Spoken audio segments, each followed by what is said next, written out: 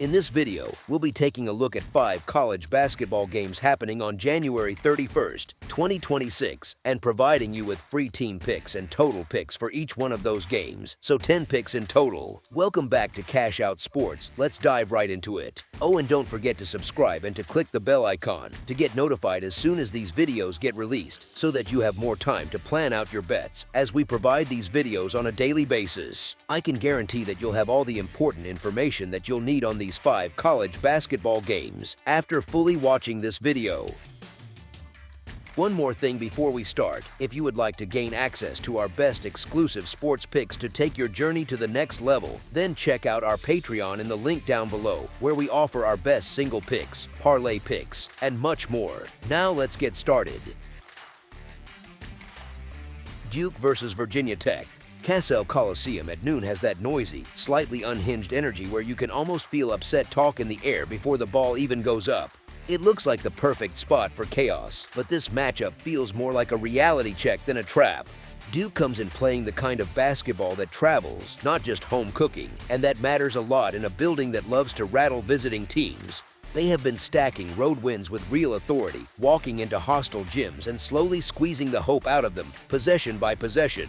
The way they do it is not flashy in a highlight reel sense. It is more like watching a very expensive machine do exactly what it was built to do. They score freely, but they also guard like it is personal, and that mix wears on opponents over 30-plus minutes. You see it in how they turn modest early leads into big cushions, not with one crazy run, but with a steady drip of stops, rebounds, and clean looks on the other end. There is a calm to how they handle pressure, too, because they have multiple ball handlers who can navigate traps, absorb noise from the crowd, and still get them into their sets. That is a big deal in a place where one turnover can turn into a roar and then a snowball of bad decisions. Virginia Tech, on the other hand, is no pushover, and honestly, that is what makes this interesting.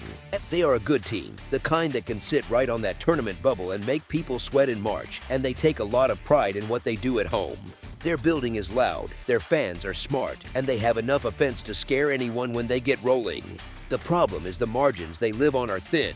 They have shown a habit of making life hard on themselves, letting comfortable leads slip, and needing late free throws or a friendly bounce just to close things out. When you are facing a team that punishes every cracked door, that tendency starts to feel risky. Injuries and depth color this picture a bit more. Duke's regular rotation is basically intact, with the missing pieces coming from guys who have not been driving their recent surge. They know who they are, and there is a clear pecking order and rhythm in how they use their bench. Virginia Tech is dealing with more stress on its core guys, with key guards missing time and bigs or wings being asked to soak up extra responsibility. That extra pressure shows up late in games, especially on the glass and on defense, when legs get heavy and decisions get a little slower. Here is the thing, when you put all of that together, you get one side that can methodically pull away simply by being itself and another that has to thread the needle almost perfectly just to stay attached. The market is asking the road team to win by a healthy margin, which can look scary at first glance, but Duke's recent pattern of not only winning but winning clearly, combined with their edge in depth, defense, and poise, makes that number feel a lot more realistic than it might appear on paper. As our first pick for this matchup, the Duke Blue Devils to cover the spread as favorites is our full game side pick. On the surface, you see two teams that can put points on the board and you might immediately think track meet. They both have talented offenses, they both can shoot, and they both have stretches where the ball zips around and the scoreboard spins. But totals are less about who can score and more about how do they prefer to play across an entire game. Duke likes control. They are comfortable playing fast when they smell blood, but their natural gear is more measured. They work through their offense, make opponents guard multiple actions, and then lean on their size and discipline on the other end. That kind of style quietly shaves possessions off a game. It is like driving on the highway just under the speed limit. You still get where you are going, but you do not rack up as many miles as you might think. Defensively, they are built in a way that frustrates scoring runs. They protect the rim, they finish possessions on the glass, and they are solid enough on the perimeter that you usually need to execute 2 or 3 things well just to find a decent look. Over time, you get long empty trips, late clock heaves, and some very quiet stretches where nothing much happens on the scoreboard.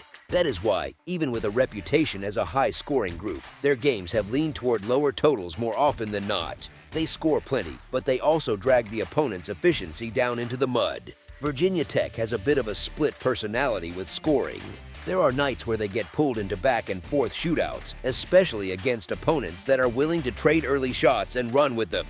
There are also nights, especially against longer and more athletic teams, where they lean into half-court offense, running pick and roll, feeding the interior, and trying to grind out good looks instead of racing up and down. That slower, more deliberate version shows up more often when the talent on the other side demands respect.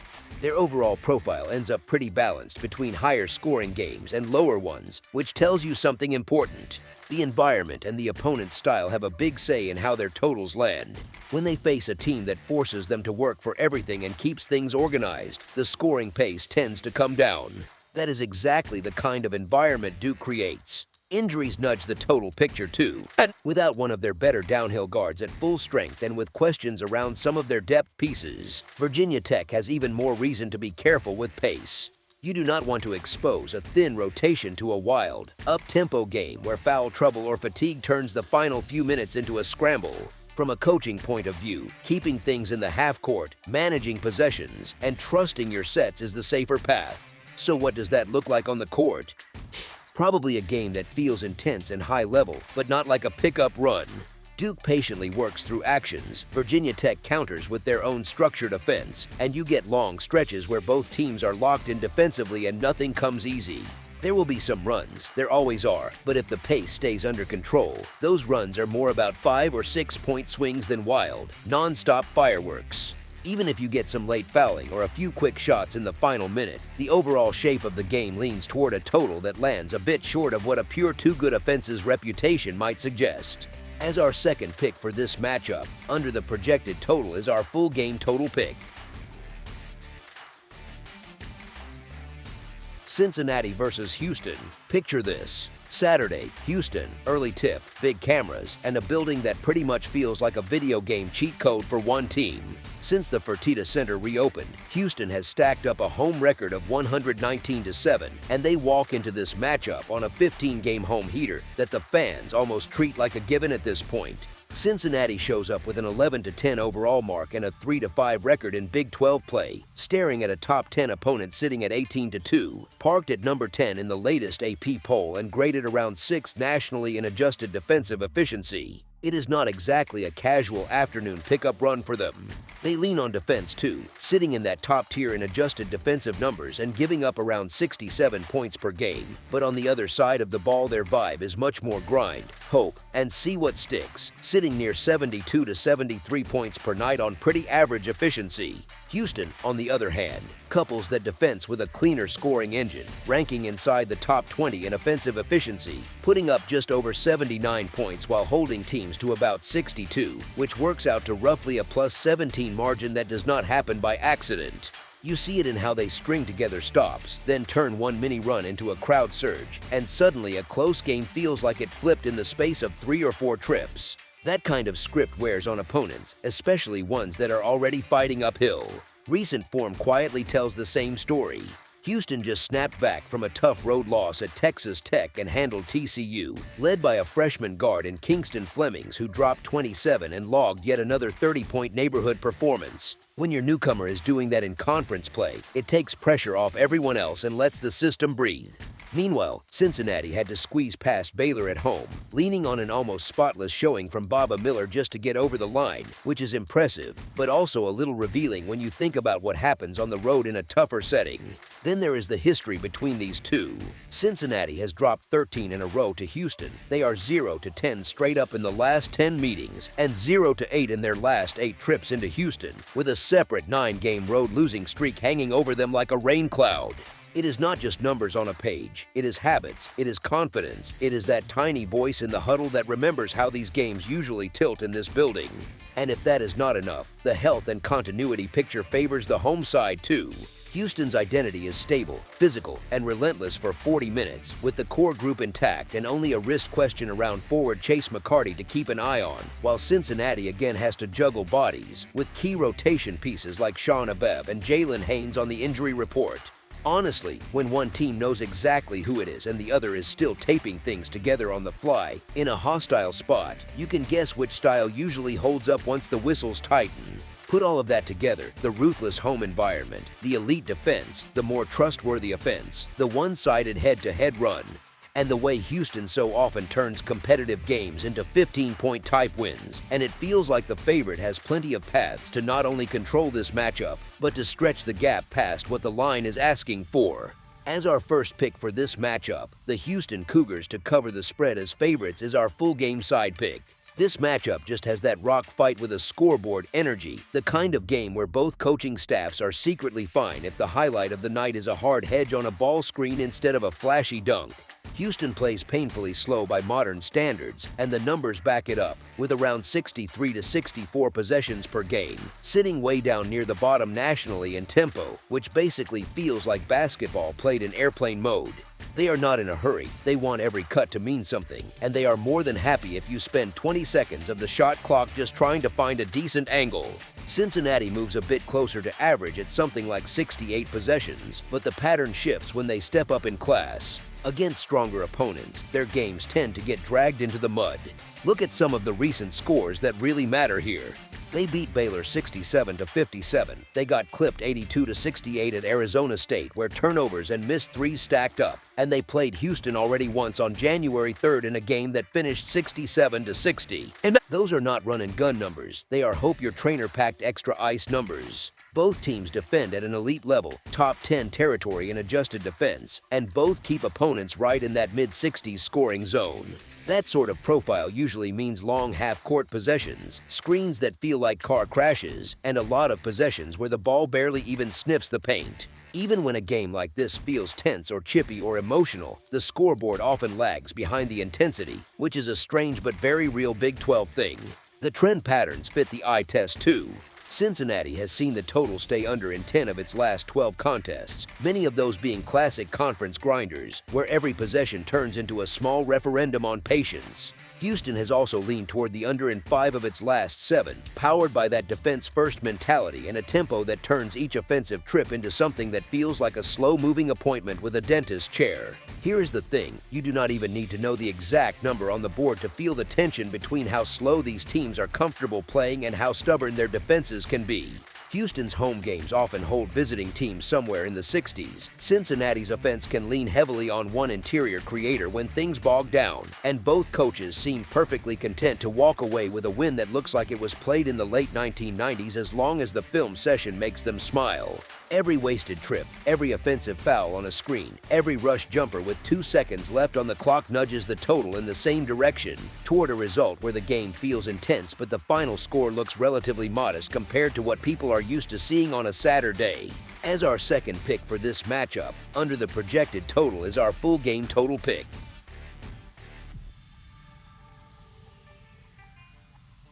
BYU versus Kansas. Allen Fieldhouse on a Saturday with college basketball in town feels less like a gym and more like a pressure chamber for visiting teams. You have a building where the home program almost never loses, a coach who wins in that place at a rate that barely looks real, and a fan base that treats every possession like a holiday and a heart attack at the same time. Most underdogs walk in there hoping to survive the first media timeout. This one is different because this visitor has already walked into that same building, heard the noise at full blast, and still walked out with the upset a couple of seasons ago, then followed it up by running the same opponent off the floor in Provo the very next year. So they are not coming in just happy to be there, and that matters in a room where most teams are beaten before the ball even goes up. On paper, you have the classic matchup of the polished blue blood at home against the newer kid in the league who is acting like it has been here for 20 years already. Kansas is the home favorite and has the reputation, but BYU shows up at 17-3 with a resume that reads like a grown-up tournament seed line, not some cute story.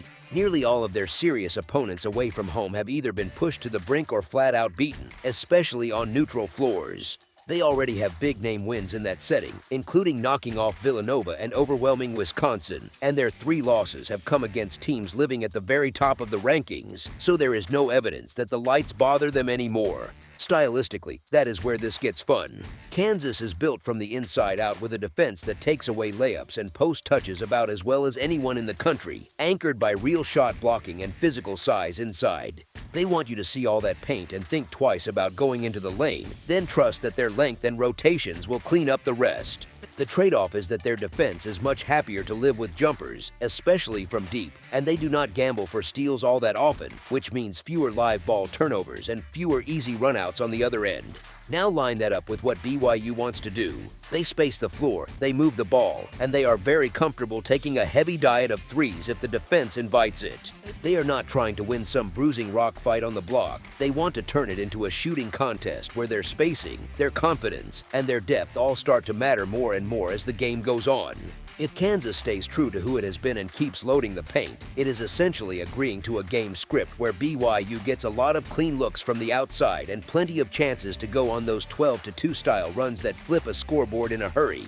You also have to think about how both teams handle stress across 40 minutes. Kansas has looked much sharper lately, especially after that win at Kansas State, but there have been stretches this season where their offense bogged down when the first option was taken away and the ball stuck on one side.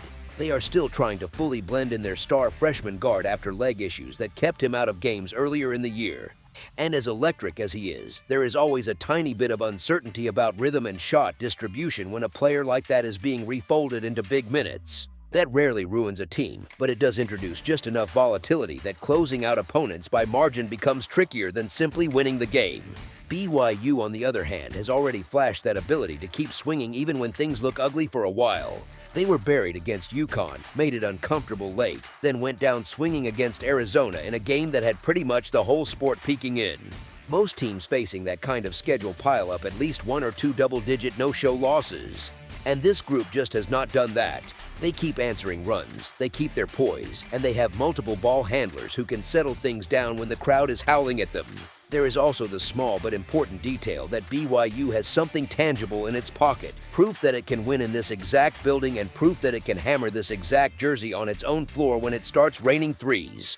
That does not guarantee anything, but it does change the psychology of an underdog walking into a historic venue. They are not guessing whether they belong, they already know they do.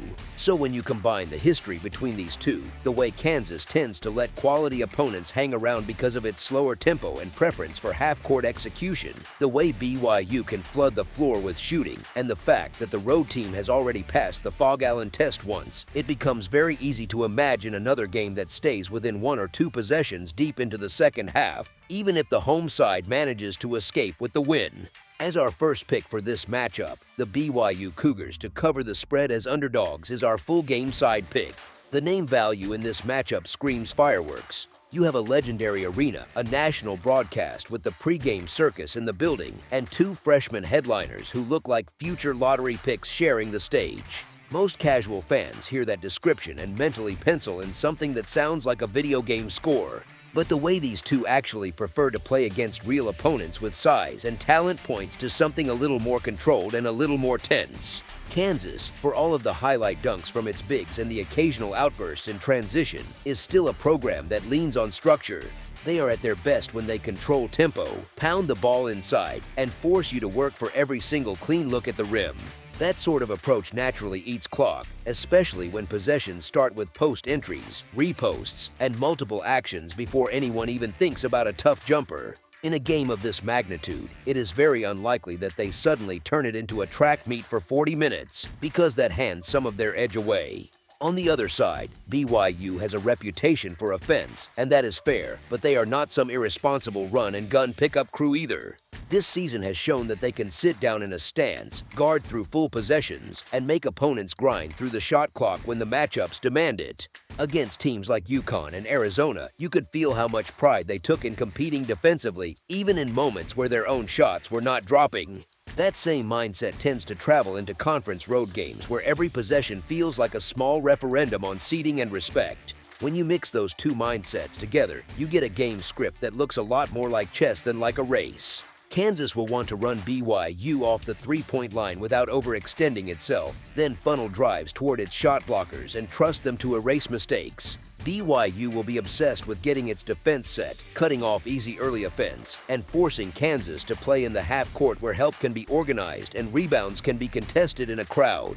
Both teams understand that live ball turnovers are gasoline for runs in this building, so you can expect a lot of cautious ball handling, plenty of reversals, and fewer wild gambles on defense. There is also the whistle to consider. Big conference games with star freshmen and a showcase audience often turn into free throw parades for stretches, especially when one team is determined to attack inside and the other is fighting tooth and nail not to surrender dunks. Free throws are a funny thing for totals. They can spike points late, but they also slow the game down to a crawl, kill rhythm, and give coaches constant chances to substitute and adjust matchups. A first half filled with fouls usually feels chaotic, but in terms of raw possessions, it can be surprisingly modest. Think too about how much these coaches value game control, not just winning, but steering the style. Kansas knows that if it lets BYU get into a comfortable rhythm from outside, it is playing with fire against one of the better shooting profiles it has seen all season.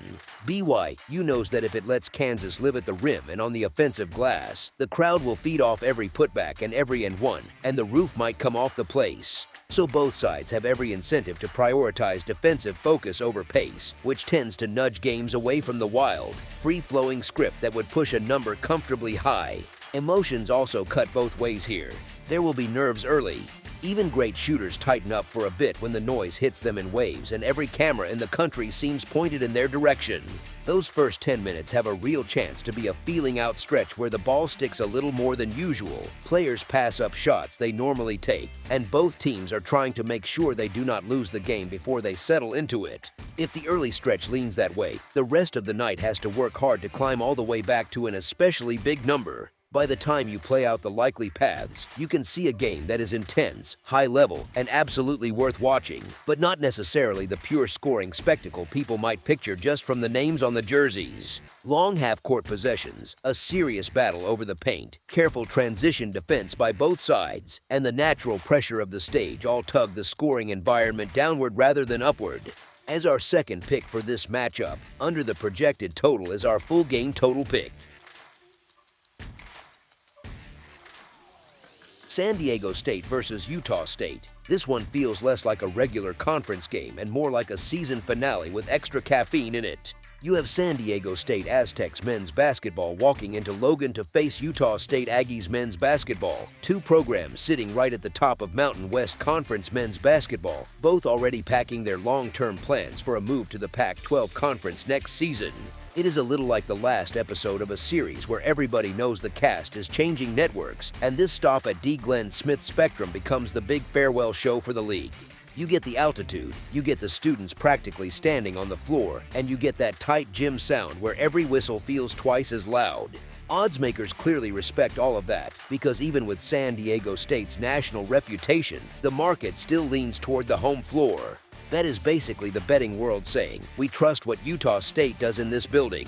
And honestly, it is hard to argue when you look at this offense. Utah State is putting up more than 84 points per game, hitting over 51% from the field and north of 36% from deep, and they are dropping close to 9 made threes a night. That is not a random hot week. That is a season-long picture of a group that can go on a 5-minute heater and flip a game from tight to how did this get to double digits so fast. San Diego State still brings that defensive edge that people expect. They hold opponents to roughly 40% from the floor, keep teams in the low 30s from the arc, and protect the paint in a way that feels very familiar if you have watched them over the years. The twist is that this version of the Aztecs can actually score in a smoother way now, so it is not just grim half-court possessions every trip. But context matters, and the context here is nasty for a visitor. The Aztecs have had real problems in this building historically, with several recent trips ending in frustration, and this is not a casual road date. You get the altitude, the early day tip, and a home team that has been stacking wins in front of its crowd, including a long run of success in day games at home and a strong stretch overall.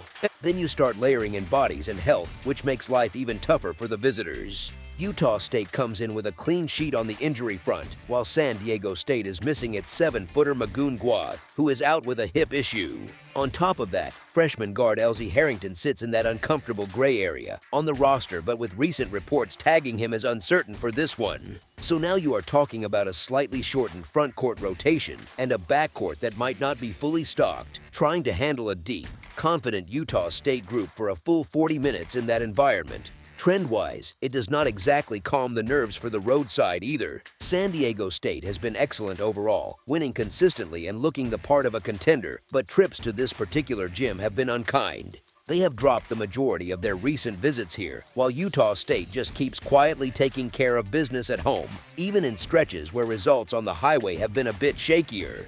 When you stack the altitude, the crowd, the clean bill of health for the Aggies, the slightly thinner rotation for the Aztecs, and the history of how these meetings in Logan tend to go, it points more toward the home side having the better shot to create some separation rather than needing to hang on for dear life in a coin flip finish. As our first pick for this matchup, the Utah State Aggies to cover the spread as favorites is our full game side pick. On reputation alone, a lot of people see San Diego State on the card and their brain immediately goes, this has to lean low scoring.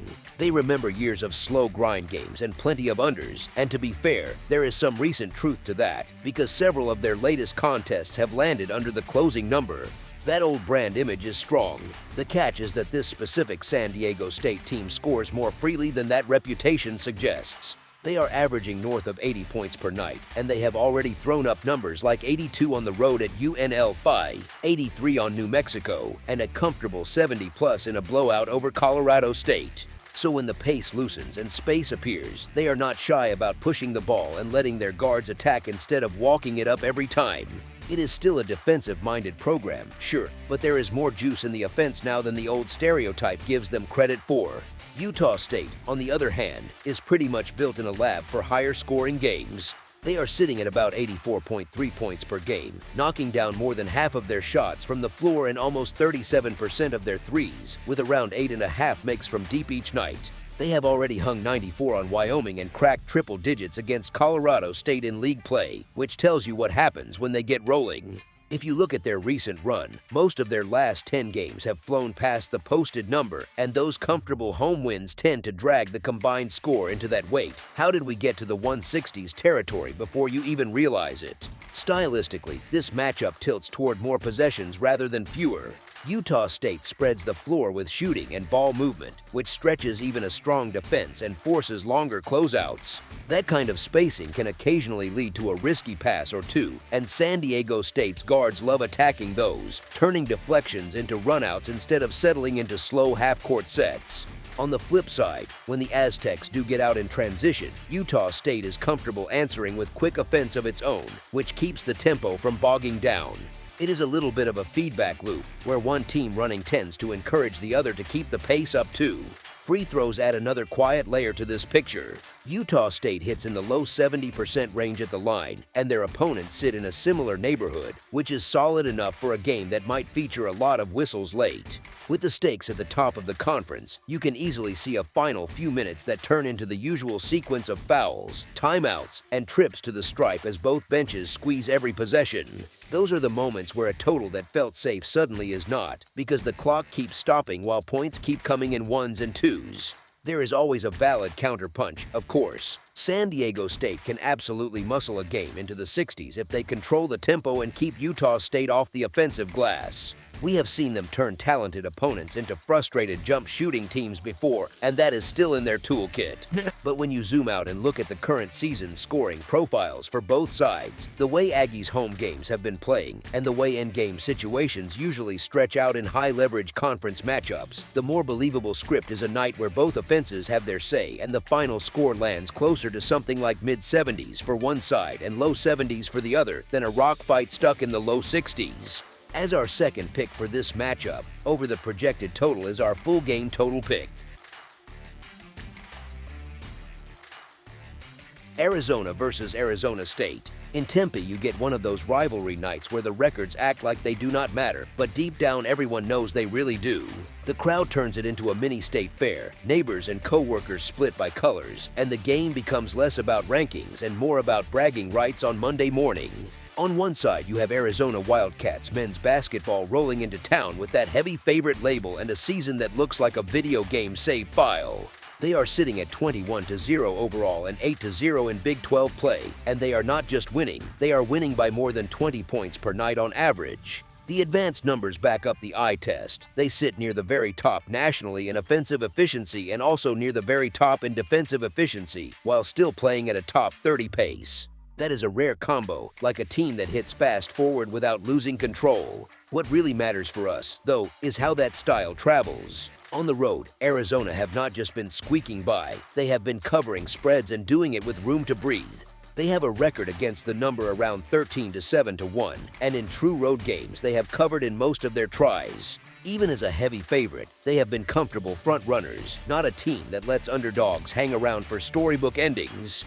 You can see that in specific nights. There was that 35-point demolition of West Virginia where the game felt over almost before the first media timeout. Even in the closest spot recently, at BYU Cougars men's basketball, they built a 19-point lead in the second half before easing off and letting things tighten. That pattern tells you something important. When they step on the gas, they can separate in a hurry, and they usually give themselves enough cushion that one late wobble does not wreck everything. Across from them, Arizona State Sun Devils men's basketball sit at 11-10 overall and 2-6 in league play, which already paints a very different picture. They are fun, they are fast, they score around 79 points per night, and on the right evening they can look dangerous. But they also allow almost the same number of points that they score, and their defense, on a per-possession scale, lives out in the 120s nationally. That is the profile of a team that can light a spark, but also gives opponents every chance to pour gasoline on it. There is another wrinkle that quietly matters a lot here. Arizona State are not exactly overflowing with usable depth right now. They have multiple rotation pieces listed as out for the season, and a couple more players tagged as questionable, which means the head coach has fewer combinations to play with and fewer fresh legs to throw at this kind of monster. Arizona, on the other hand, walk in with one of the deepest 8 or 9-man groups in the country and no major injuries on the headline level. Over 40 minutes, depth turns into a math problem. More size, more bodies, more ways to sustain runs without having to lean on the same 2 or 3 guys until they are running on fumes. So when you put it all together, the elite two-way profile, the history of road covers, the habit of turning competitive games into runaway scores, and a rival that is thinner than usual, you start to see why that big number between these two does not feel quite as scary as it might look at first glance. As our first pick for this matchup, the Arizona Wildcats to cover the spread as favorites is our full game side pick. The total for this game, on the other hand, almost feels like a dare. You look at these two and think, of course it is going to be fireworks. Arizona scores around 89.6 points per night. Arizona State sits near 79.4, and their first meeting turned into a track meet that finished 89-82 for a combined 171 points. If you just scroll a scoreboard app and stop there, it is very easy to assume this is headed the same way. There is some history supporting that idea too. Both teams have seen more games land on the higher scoring side than the lower scoring side this season, with Arizona cashing the higher outcome in roughly 12 of 21 and Arizona State doing it in about 13 of 21. Books have noticed, of course, and they have been hanging very aggressive numbers on these two, especially when they share the same floor. It feels like every time you blink, the bar for what counts as high scoring with these programs gets pushed up another notch. Here is the thing, though. At some point you stop reacting to the logo and you start reacting to how extreme that total really is. To hit a number that lofty, you essentially need something close to a repeat of that first meeting. Both offenses humming for long stretches, whistles helping with free throws, little to no cold shooting, and very little dead time. That can happen, sure, but it is not the middle ground outcome as often as it might feel when you remember just the highlights. Arizona's defense is a big reason why. They are not simply good on that end, they are mean. They sit inside the top 3 nationally in adjusted defensive efficiency and inside the top 10 in opponent scoring per game, which means they can play fast, but still make life miserable possession by possession. When a defense that sharp sees the same opponent for a second time in the same season, you usually get more targeted help, cleaner switching, and fewer surprise looks. Coaches adjust to specific actions, players recognize patterns, and the easy stuff from the first meeting tends to shrink. Now layer in that Arizona State are dealing with that thinner rotation.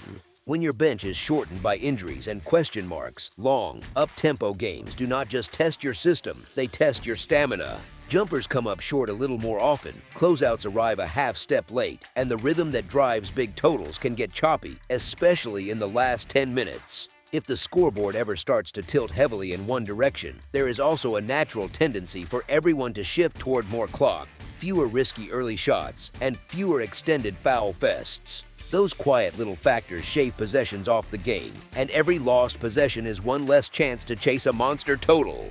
So while the story of the season on paper screams points, points, and more points, the combination of an elite, well-prepared defense, a short-handed opponent, natural regression from that 171-point outburst, and a total that is already priced for extreme chaos nudges me the other way. As our second pick for this matchup, under the projected total is our full game total pick. That's all for now, so if you have any other games you would like reviewed, then leave a comment down below with the game you would like analyzed, subscribe to our channel, leave a like on this video, and we'll get to it as soon as we possibly can. We would also love to hear your opinion on the picks presented to you in this video, whether you agree or disagree with them, so leave a comment down below and do let us know.